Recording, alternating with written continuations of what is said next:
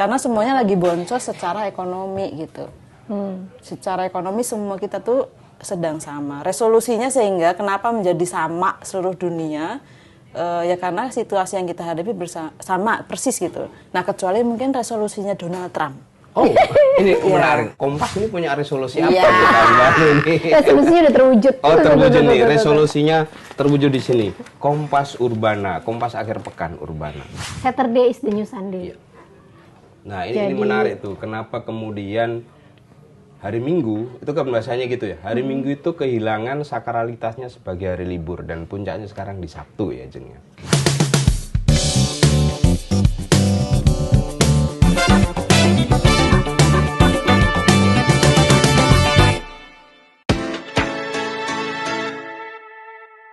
Sahabat Kompas, ketemu lagi di Balik Berita yang biasa nongol di YouTube dan kali ini juga masih di YouTube. Apa kabar semuanya? Tiba-tiba kita sudah masuk di tahun 2026. 2026 guys. Waktu terasa begitu cepat berganti, itu paling nggak bagi saya. Nah, biasanya masuki awal tahun baru itu banyak orang membuat janji pada diri sendiri yang disebut dengan resolusi. Mungkin sahabat Kompas juga bisa ngecek tahun lalu resolusinya berapa yang sudah terlaksana dan tahun ini apa yang dibikin. Nah kali ini kita akan ngobrolin itu, termasuk bagaimana resolusi Kompas, resolusi teman-teman. Nah sudah mengundang nih Mbak Lucky Aulia, salah satu wartawan Des Internasional, dan seperti biasa saya ditemani oleh Jeng Sari yang nanti juga akan cerita soal resolusi harian Kompas. Begitu. Nah Mbak Lucky ini yang nulis, kalau sahabat Kompas baca koran atau e-paper atau Kompas ID tentang resolusi yang ngetren di dunia, kira-kira apa? Katanya lebih banyak orang berdoa ya? Iya, itu menarik loh. Jadi sejak pandemi kali ya. Jadi Kompas itu selalu, setiap tahun itu selalu punya tulisan yang tentang resolusi. Nah yang menariknya dari tahun 2022, 3, 4, 5 itu tuh 2022 sampai 2023 itu ada resolusi yang paling banyak orang Indonesia dan orang luar di dunia itu tuh berdoa. Beribadah.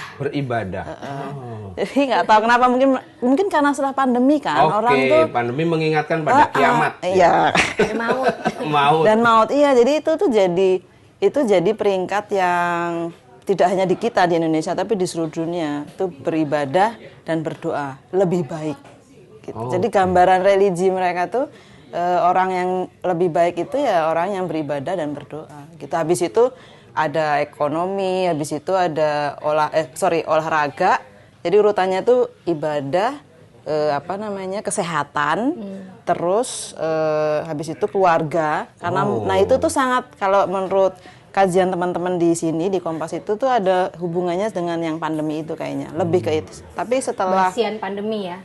Based on itu, karena kemudian ada ekonomi. Nah, ekonomi mulai masuk tuh tahun 2024, 2023 akhir, 2024, 2025 dan sekarang kan kita barusan juga ada teman-teman yang investigasi bikin itu tuh kental di ekonominya gitu.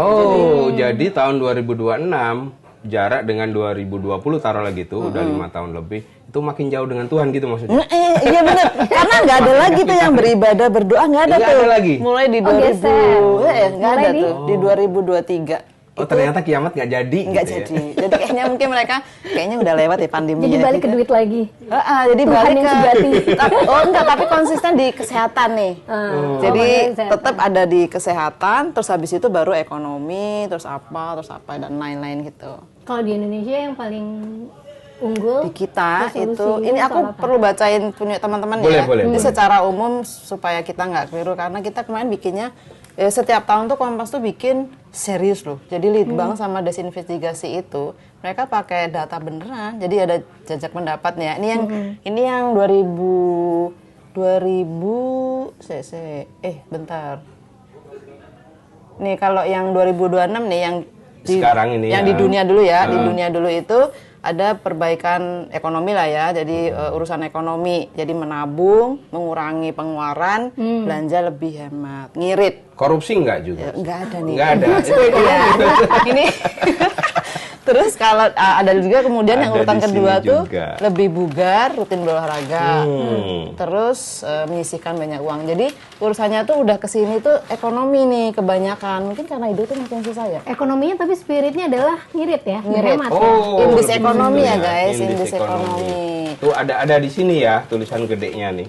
Kalau yang di sini Yang cetak. ini lebih ke ini kan dari sisi yang internasional. Jadi ini ada ceritanya nih. Kita bikin tulisan ini tuh sebenarnya inspired by kelakuan teman-teman sendiri nih. Sering gitu ya. Teman-teman kita di redaksi. Iya, jadi ada temen tuh yang pas biasa kan kalau akhir tahun tuh suka beres-beres lemari rumah dan lain-lain. Ada di tulisan ini juga. Jadi baju juga kebanyakan ya, kok bisa ya gitu. Kayaknya dari online pesen gitu kan. Terus saya tanya, kamu tuh nggak punya kebiasaan one in one out ya? Itu kalau beli baju satu ya harus keluar satu, dua ya dua gitu dan seterusnya supaya ya itu kan supaya lo akan bisa berpikir kamu tuh butuh baju ini apa enggak sebenarnya gitu. Nah terus ada lagi teman yang suka nyolok gitu terus ditinggal. Nyolok charger. Nyolok apa aja, ditembok. charger ya, apa handphone, apa gitu terus ditinggal. Jadi aku harus selalu mencabut. Aku ingetin ini kalau kamu tinggalin bukan berarti tidak ada listrik yang keluar. Ini tetap keluar tuh. Nah, yang rugi kantor, membela kantor. Ini memang best employee begini. Nah, kan jadi itu kayak gitu-gitu kan. Kayaknya kita terus ada teman, kayaknya seru deh bikin tulisan yang soal itu, soal kebiasaan sederhana yang kemudian bisa berakibat lebih besar gitu loh, menjadi lebih cinta, ramah lingkungan, apa segala macamnya judulnya untuk diri sendiri dan dunia gitu Ya, kan. emang kebayang sih itu misalnya 1 watt aja ya dikali 7 miliar orang di dunia. Udah 7 miliar watt. Sama ini sih, iya kan? Iya. Itu listrik, terus belum lagi baju. Kalau misalnya kita beli baju terus, nah itu kan sebenarnya kita membuat teman-teman pengen merasa udah tuh kalau beli baju pikir dulu supaya tidak menjadi sampah fashion ya, tekstil yang banyak dibuang kan itu kan. Nah kemudian teman-teman ada yang mengambil jalan ekstrim, kalau gitu gue beli baju bekas ya terus ke Senen. Wah terus dilarang Iya, karena thrifting itu juga seperti memuliakan sampah yang bukan sampah kita ya. Iya karena datang dari luar kan. Gitu. Dan itu juga ternyata ilegal. Ya, itu dia. Bal-balan Normalisasi hal-hal yang ilegal juga nggak bagus. Lihatnya bagus, tapi ternyata enggak gitu. Iya, jadi akhirnya kita teman-teman yang kita tulis di situ kan bahan. Jadi kalau kita cara kerja di mungkin beda dengan teman-teman di des yang lain. Kalau des internasional tuh harus nyari bahan kan ada banyak. Di zaman sekarang lebih gampang lagi, ada Google lah, apalah segala macam itu. Nah bahan dari semua bahan yang kita kumpulkan itu, lalu ada di tulisan itu apa aja yang bisa kita lakukan sesederhana itu untuk menjaga lingkungan gitu. Yaitu colokan atau misalnya AC, barusan kan dia masa kepanasan. Iya. Mungkin oleh pemilik gedung ini adalah upaya untuk menghemat. Itu benar. Ini gedung ramah lingkungan ya. Oh iya. Kan kerja memang harus berkeringat. Oke. Ya betul, itu betul. Jadi kalau salah satu cara, misalnya kan di rumah bener juga tuh gue pikir ya, kalau terlalu dingin, boros dong. Nah boncos juga kan keuangan. Nah itu tuh sikap yang kayak gitu, itu tidak hanya kita sendiri yang rasa, tapi seluruh dunia tuh sama sebenarnya. Karena semuanya lagi boncos secara ekonomi gitu. Secara ekonomi semua kita tuh sedang sama. Resolusinya sehingga kenapa menjadi sama seluruh dunia? Ya karena situasi yang kita hadapi sama persis gitu. Nah kecuali mungkin resolusinya Donald Trump. Ini berarti resolusi-resolusi yang tiap tahun dibikin itu sebenarnya orang-orang yang bikin resolusi itu ya, itu memang untuk dimanifestasikan dalam rentang waktu setahun atau gimana sih? Atau dari sekian banyak orang dunia yang bikin resolusi, pernah nggak ada ya kayak penelitian berapa yang akhirnya terwujud? Ada kita pernah, tapi bukan aku yang nulis ya. Jadi ada tulisan dari teman des humaniora, kayaknya itu tahun 2023, dia udah bikin tulisan tidak semua resolusi itu bisa terwujud. Gitu. Nah itu tuh kenapa nggak bisa karena dan itu ada kalau nggak salah Oxford atau siapa yang bikin berapa orang yang diteliti. Nah mostly itu memang tidak terwujud. Mostly memang tidak terwujud. Terus Terus alasannya kenapa? Ternyata pas dipaparkan gitu, satu tuh terlalu angan-angannya terlalu tinggi. Oh, terlalu topis ya? Tidak realistis. Tidak realistis. Terus tidak punya, nggak spesifik tadi itu, makanya perlu spesifik. Terus nggak punya kurun waktu. Terus ya memang nggak bisa dicapai. Jadi semuanya tuh yang harus, kalau bikin resolusi ya boleh. Kalau saya pengen jadi presiden gitu, tapi kalau diem aja gini ya nggak ngapa-ngapain. Dan gitu. mungkin juga prasyarat karena ekonomi misalnya, kan resolusinya buy a car, karena nggak tercapai ya buy a carpet gitu. Iya. Tulis buku, kalau nggak jadi buku tabungan gitu aja. Tapi kalau resolusinya berhemat sebenarnya kan bukan melakukan sesuatu, tapi memutuskan tidak melakukan sesuatu kan. Iya, Ya, nah gitu itu Tidak spending kan. itu sekarang itu dari 2025 2026 baru muncul resolusi banyak itu yang ngirit itu tadi berhemat. Tapi gitu. Nah, resolusi itu juga menarik dari studi yang perguruan tinggi itu yang di Oxford sama di mana lagi ya aku lupa. Itu tuh resolusi itu beda-beda ternyata. Semakin angan-angan tinggi itu anak muda tuh berarti. Oh. Gitu. Resolusi yang tinggi-tinggi itu anak muda tuh Gen Z apa gitu ya. Nah, semakin kesini semakin dewasa alias tua itu Semakin realistis. resolusinya menjadi semakin realistis yang sesederhana gue pengen sehat aja deh. Ya. Itu dari sisi pribadi orang per orang ya. Nah, sekarang kita coba beralih ke institusi. Nah, Kompas ini punya resolusi apa di tahun baru ini? Resolusinya udah terwujud. Oh, terwujud nih. Resolusinya terwujud di sini. Kompas Urbana, Kompas akhir pekan Urbana. Ini mungkin Jeng Sari bisa cerita lebih detail nih. Di baliknya ini ada apa? Di baliknya. Iklan. Iklan. Ini kan kita udah mulai menggodok soal Kompas akhir pekan edisi ini dari bulan habis ulang tahun ya Ik ya? Ya. Habis Juli ya, dari bulan Juli kita bikin FGD 5 kali dengan pembaca, dengan pengiklan, mereka maunya gimana dan semuanya mendukung ya, sepakat sama penggabungan edisi akhir pekan Sabtu Minggu ini. Dan jadi akhir pekan ya. Iya, akhir pekan bahkan mereka diajak juga untuk memikirkan layout ya. Layoutnya baiknya seperti apa, kita ngasih beberapa dummy, mana yang mereka suka, mana yang enggak. Iya ya. Nah, terus jadinya dari 2 section gini. Iya, ini jadi ada section gaya hidup yang biasanya tuh section kedua, sekarang ditarik ke depan menjadi urbana. Iya. Lalu section keduanya yang berita-berita reguler yang ditulis oleh teman-teman di desk lain selain Ya, lifestyle. Kompasnya jadi kecil di sini. Kompasnya ya, juga biar di beda. sana. Ini sebenarnya Kompas ketinggalan dibandingkan koran-koran dunia lainnya. Kita ketinggalan mungkin 17 tahunan karena dari sejak 17 tahunan lalu tuh sudah digagas Saturday is the new Sunday. Iya. Nah, ini menarik tuh. Kenapa kemudian hari Minggu, itu kan bahasanya gitu ya. Hari Minggu itu kehilangan sakralitasnya sebagai hari libur dan puncaknya sekarang di Sabtu ya, Jeng. Iya, kecenderungannya kan sekarang itu hari kerja tuh berkurang terus ya di beberapa negara kayak Skandinavia segala itu udah malah 4 hari kerja. Jadi 3 hari itu weekend tuh udah dimulai sebenarnya sejak Jumat. Iya. Dan itu akhirnya juga mempengaruhi sama pola orang menempatkan jeda itu di mana nih gitu loh. Dulu yang mungkin di Minggu gitu, sekarang Minggu itu malah hawanya udah besok siap-siap Senin gue mau kerja apa gitu. Jadi yang lo bilang tadi sakralitas itu kejenakan mental, pikiran itu malah lebih ke Sabtu. Bahkan sudah dimulai di Jumat. Makanya beberapa koran itu edisi akhir pekannya itu udah mulai Jumat. Jumat itu tebal banget atau Sabtu.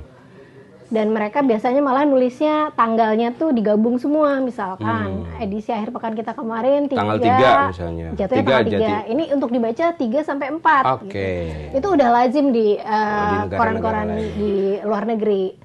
Kita baru sekarang mengikuti itu.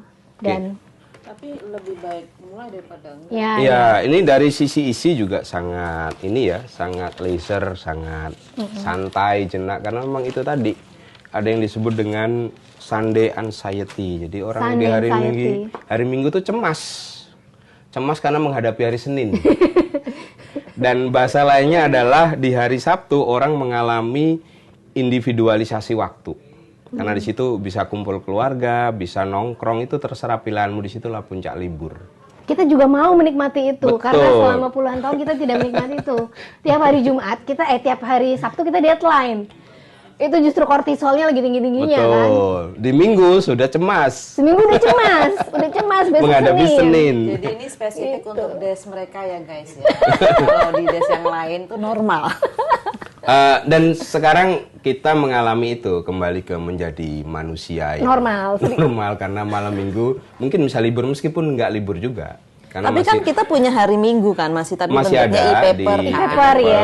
Jadi bahasanya tidak libur tetapi load kerjanya, beban kerjanya berkurang. Bukan berkurang, menjadi normal. Menjadi normal. Menjadi sedikit lebih normal karena selama ini nggak normal. Sehingga stresnya bisa dikurangin lah, gitu. Masih bisa nongkrong-nongkrong. Gitu. Ini berapa halaman sih Pak? Lupa kemarin 20. Total 20, yang di sini yang seksi 1 ini 12 halaman, seksi kedua itu 8 halaman. Jadi yang gaya hidup, budaya, seni itu ada di section 1. Ya. Makanya dipisah gini untuk dibaca di Sabtu. Sementara yang ini yang berita reguler tapi sebenarnya gaya penulisannya juga lebih santai, soft, lebih ya. laid back. Itu untuk dibaca di Minggu.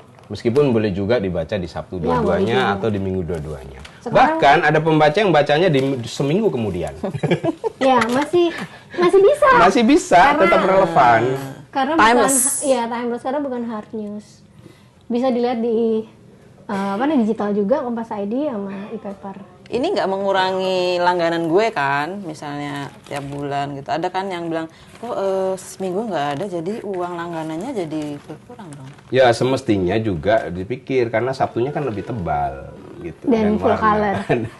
Jadi nggak benar ya kalau kita Minggu tuh nggak ada, tetap ada. Ya hitung-hitungan gitu sih agak naif ya sebenarnya. Tapi yang disebut Kompas Minggu itu sebenarnya selama ini adalah bukan literal hari Minggunya gitu, sama seperti kayak Sunday Edition di koran-koran lain yang disebut dengan Sunday Edition itu dia nyebut terbitnya Jumat, Sabtu gitu loh. Jadi ekosistem akhir pekan gitu loh. Yang disebut Kompas Minggu itu adalah ekosistem koming gitu. Hawa komingnya itu loh, bisa terbit entah Jumat entah Sabtu. Dan di Sabtu besok juga kita juga tetap menampilkan hal-hal yang layback, yang soft, yang lebih bisa dibaca kapan saja gitu ya. Santai. Apa sih kira-kira besok yang jadi bahasan utama kita, Jeng? Bocoran sebelum kita tutup nih. Bocoran. Mau dibocorin? bocorin dikit. Ya, tulisan-tulisan yang santai sih. Kita nanti bahas tentang wilayah Gading Serpong. Gimana Gading Serpong itu ternyata sekarang menjadi kayak jalur sutra baru di antara penggila makanan. Gitu loh. Kita memotret itu. Gading Serpong, Tangsel deket rumah saya itu ya. Iya. Katanya kan tak ada gading yang tak retak. Nah itu Gading Serpong nggak retak kayaknya. Sama sekali. Jadi itu sekarang jadi jalur sutra. Semacam itu. Dulu kan di Kelapa Gading. Ya. Itu retak sudah. Enggak. Masih itu. Ini gading yang lain. Orang kalau ngomong Kelapa Gading kan sekarang ingetnya makanan. Iya. Bukan kuliner. Ini juga. Ini ada spot yang nggak hidden sih sebenarnya, tapi diam-diam merambat dia menjadi mapan, menjadi enclave baru. Jadi di hari Sabtu ya berarti besok kita bisa baca soal Gading Serpong sampai ke dalam-dalamnya dong. Ke dalam-dalam apa? Ya maksudnya ya. Iya, mau nyobain gitu. Oke. Keren. Itu sahabat Kompas, obrolan kita hari ini tentang resolusi juga tentang Kompas.